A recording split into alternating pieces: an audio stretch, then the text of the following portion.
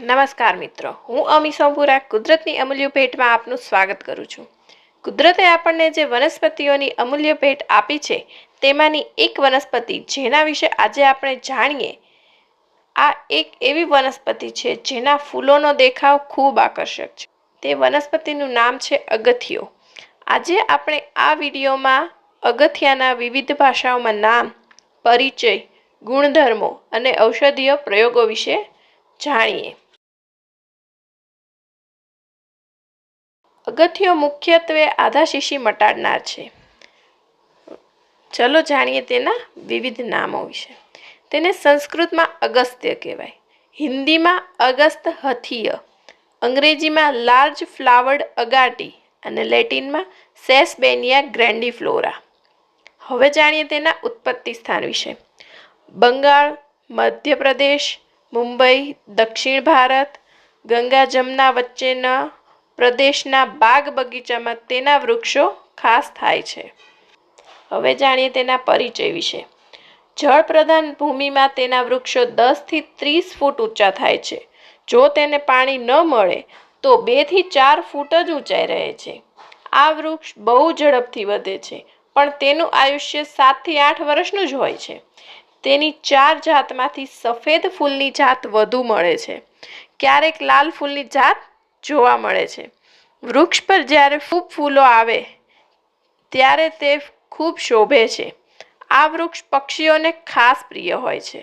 તેની પાતળી ડાળખી પર 20 થી 30 જેટલા પાન સરગવા કે આંબલીના પાન જેવા, પણ તેથી જરા મોટા, લંબગોળ, ફિક્કા લાલ રંગના, ચોંટે તેવા, સ્વાદમાં ખાટા અને તુરા હોય છે।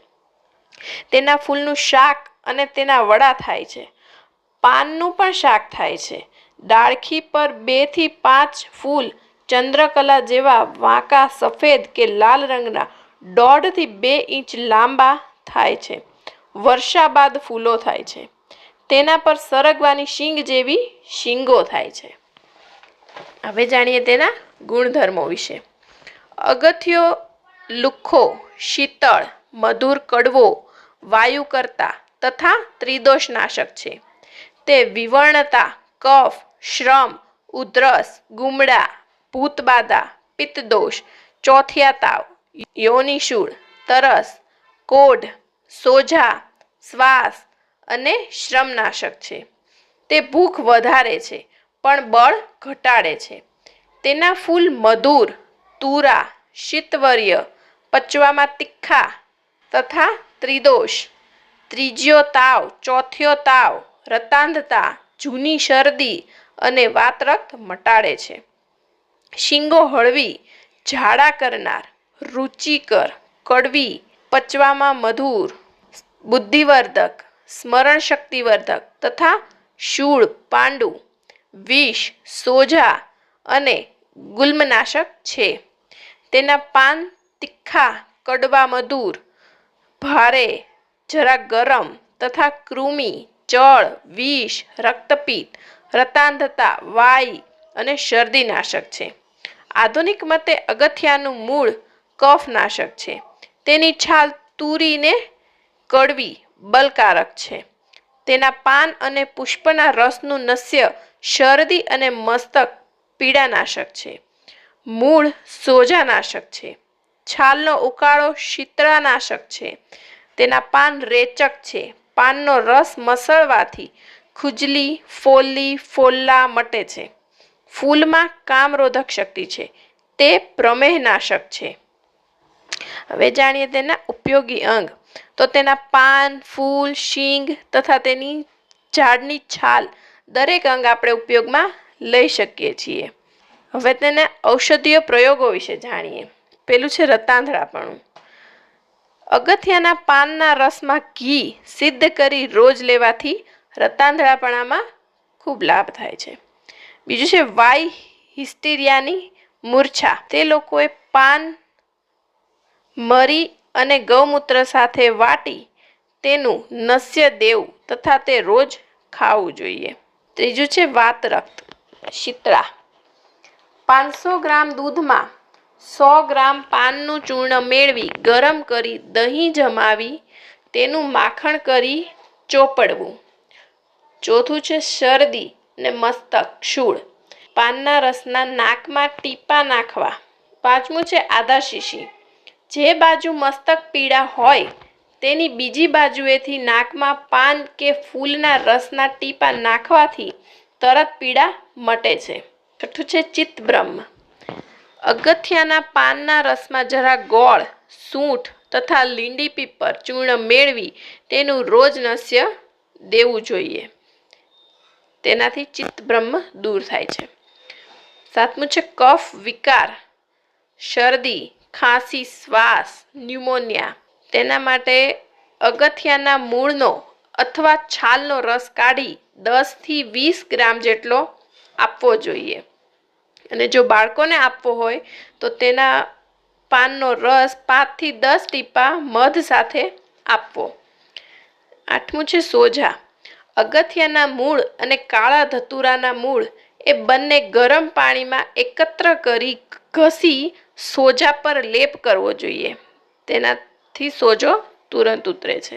પછી જે ચોથિયો તાવ, ચોથિયા તાવમાં તાવ આવે તે પહેલાં તેના પાનના રસના નાકમાં ટીપા પાડવા જોઈએ.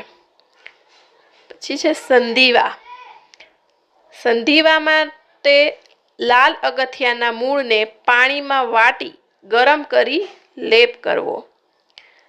પછી છે આંખ ઉઠવી, મતલબ આંખમાં જેને સોજો આવતો હોય, સોજો આવી ગયો હોય, આંખમાં પીડા થતી હોય તે લોકોએ અગથિયાના પાનના રસના નાકમાં 2 થી 4 ટીપા દિનમાં 2 થી 3 વાર નાખવા.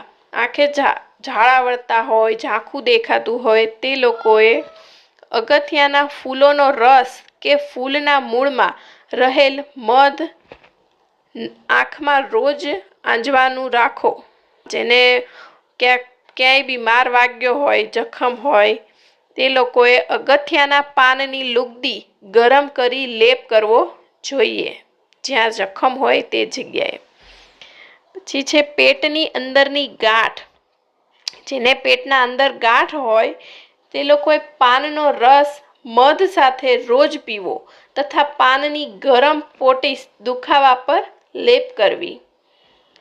પછી શ્વેત પ્રદર, સફેદ પાણી પડવું કે યોની ખુજલી, જે સ્ત્રીઓને શ્વેત પ્રદર કે સફેદ પાણી પડવાનો સમસ્યા હોય તે સ્ત્રીઓએ અગથિયાની તાજી છાલના રસમાં પાતળું કપડું કે રૂ પલાળી યોનીમાં રોજ મૂકવું. પછી માસિક ધર્મની અટકાયત, તે લોકોએ અગથિયાના ફૂલોનું શાક બનાવીને ખાવું જોઈએ. પછી દાઢની પીડા, જે લોકોએ દાઢની પીડા હોય તેમણે અગથિયાનો ગુંદ પીડાકારી દાઢ પર દબાવી દેવાથી લાભ થશે. યાદશક્તિ વધારવા માટે જો મોટા લોકોને યાદશક્તિ વધારવી હોય તો તેણે અગથિયાના બીજનું ચૂર્ણ 3 થી 10 ગ્રામ લેવું.